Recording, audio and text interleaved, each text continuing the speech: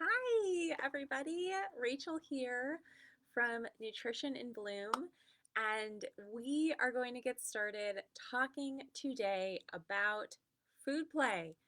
Yay! Now, I know probably for a lot of you, you hear food play and you're like, "Oh, no, don't play with your food. I don't want that." Like, mess, right? Aren't those the first words that come up for you? So, I want to help you reframe that and talk about why food play is important.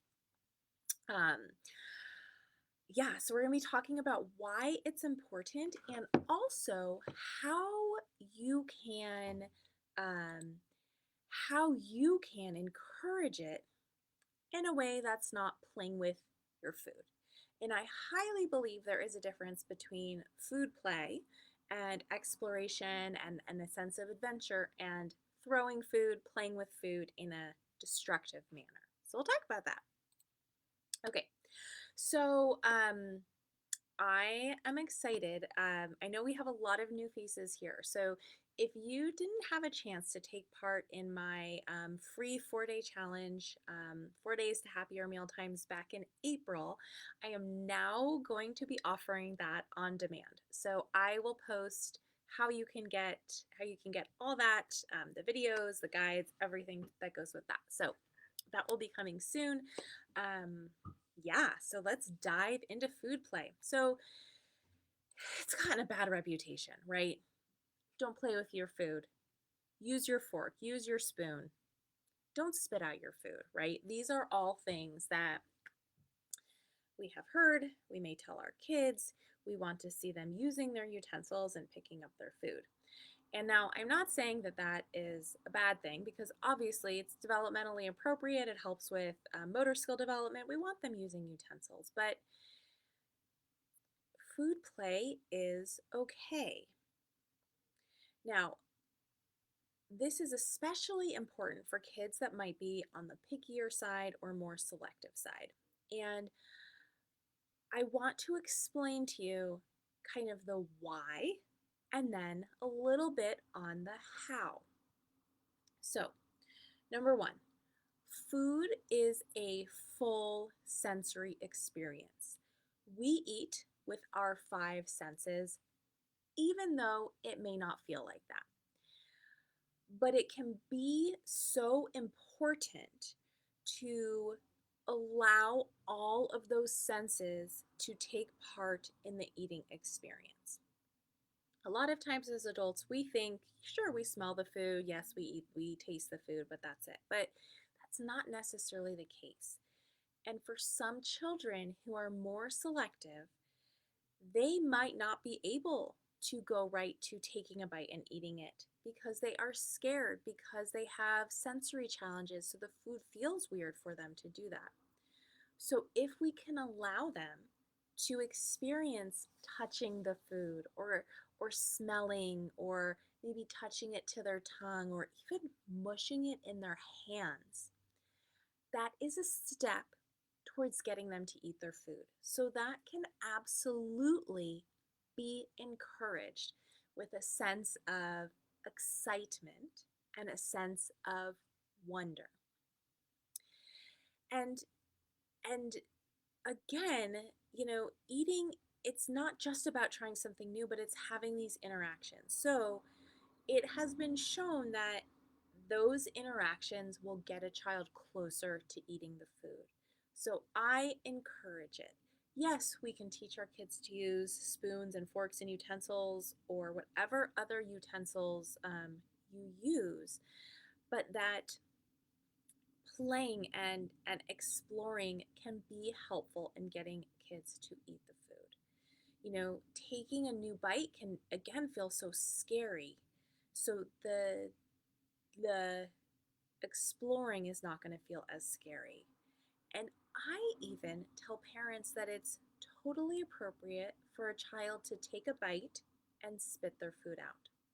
Now, this is, I don't know if you've ever, if you, when your child, however old they are now, when they were more an infant or early toddler, some foods they could not manage in their mouth, right? Like I think of the example of like a spinach leaf. It's kind of hard to manage in the mouth. And kids actually don't fully learn to eat until they are 3 years of age, typically.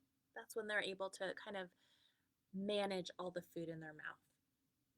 So, allowing kids to spit out their food can be a good thing.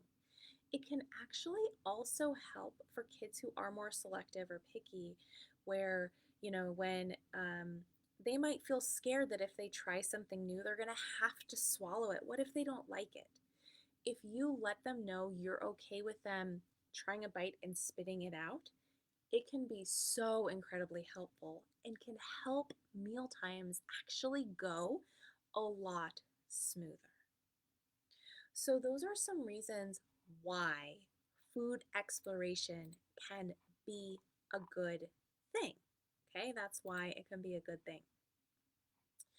Um, the other thing that I want to mention is the what. So now that I say this, what do we do? Well, we allow them to explore their food. We allow them to touch it and to have the experiences. You can also do lots of different activities with food that have nothing even to do with actually eating the food.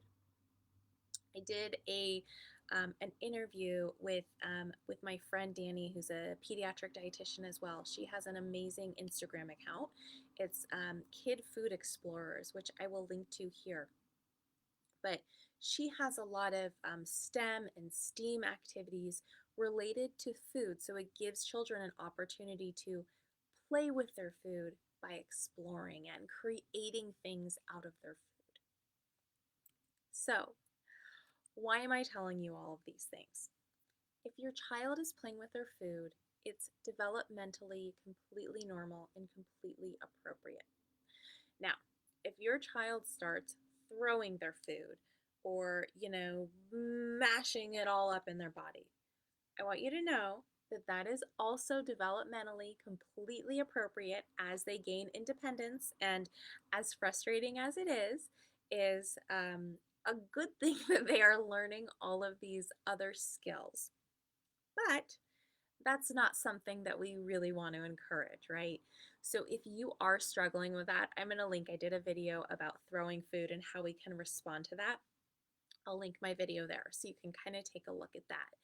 Because there is a difference between throwing and playing in a destructive way versus exploring and playing in a way that is helping to achieve eating.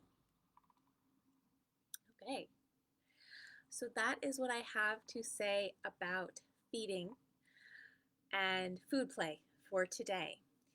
If you are struggling and your child is just so picky or your child's just not eating anything new and you need some guidance, let's chat.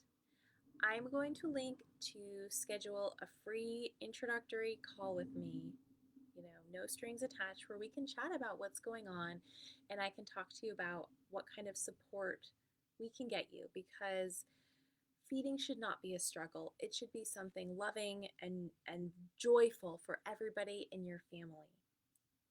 Thank you so much for joining me today.